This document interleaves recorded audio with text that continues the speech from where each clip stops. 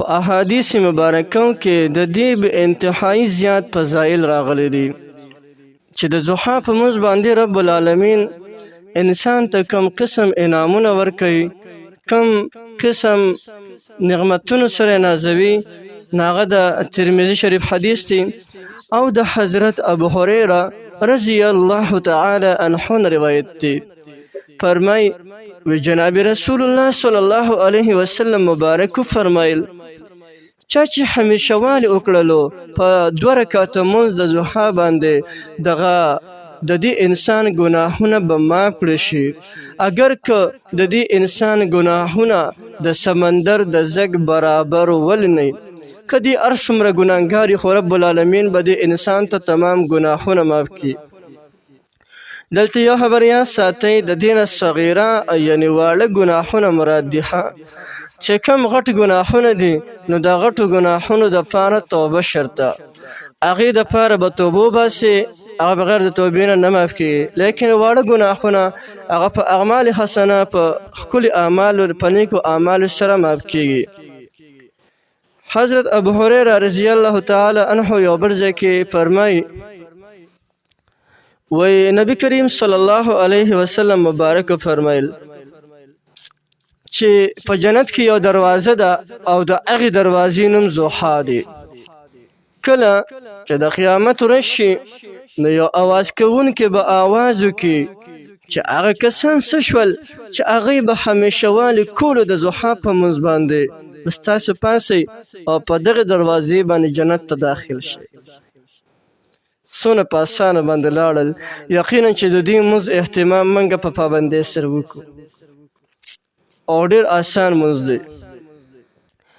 حضرت ابو درداء رضی الله تعالی عنه بیا فرمایي چې نبی کریم صلی الله علیه وسلم مبارک او فرمایل کوم یو کس چې د ضحا منځ 2 رکعاته وکړي د انسان به د غافلینو خلکونه نه لیکل کېږي، او چا چې د ضحا منځ 4 رکعاته وکړو د انسان به عابدینو خلکو شمار کړی شي.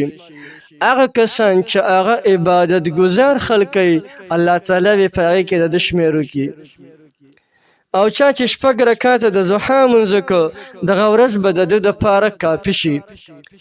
او چا چې 8 رکعاته د ضحا منځ وکړو نو الله جل جلاله به د دې انسان نوم په تابعدارانو بندګانو کې ولیکي.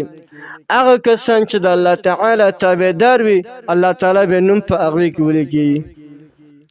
او چا چې 12 رکعاته د ضحا د منځ وکړو نو الله جل جلاله به د انسان ته په جنت کې یو قصر ساز کړي، یو کور به ورته الله جل جلاله ساز کړي. د ترمذي شریف یو بل حدیث د حضرت انس بن مالک رضی الله تعالی عنه روایت دی. انس بن مالک رضی الله تعالی عنه فرمایي وی نبی کریم صلی الله علیه وسلم مبارک فرمایله ما ته اورېدل چا چې د ضحا منځ 12 رکعاته وکړلو نو الله جل جلاله به دې انسان ته په جنت کې د سرو زرو یو قصر ساز کړي. رونو دا څومره بهترین نعمت دی چې په یو منځ کولو په وجه باندې رب العالمین تا ته په جنت کې یو قصر سازي، جنت کې تاله محل سازي، ستا ګناهونه ورسره معاف کېږي، تا دپاره دومره درجو چتېږي. نه باید چې دا منځ مونږ په پابندۍ سره کوو، روزانه یې کوو. اوس د ضحا د منځ دا وخت کله دی نو دا چې کله نور روخیږي لږ شان روچت شي، یو نیزه 2 نیزې روچت شي، عام طور باندې دغه وخت دی. لیکن د دې بهترین وخت هغه دی کم ټیم کې چې دا زیات ثواب لري نو بهترین ټیم هغه دی چې کله نور روخیږي او ښه ګرم شي، نور روخیږي او ښه ګرم شي. مثلا د 9 بجو نه والا تر د 11:30 بجو پورې د دې ټیم دی.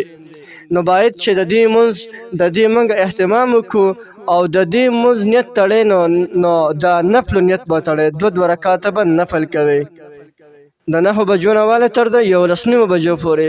او دا نفل منځ رب العالمین په انسان ته دومره لوی انعامونه ورکوي نو بیا ولې موږ د دې موقع نه فایده نه اخلو؟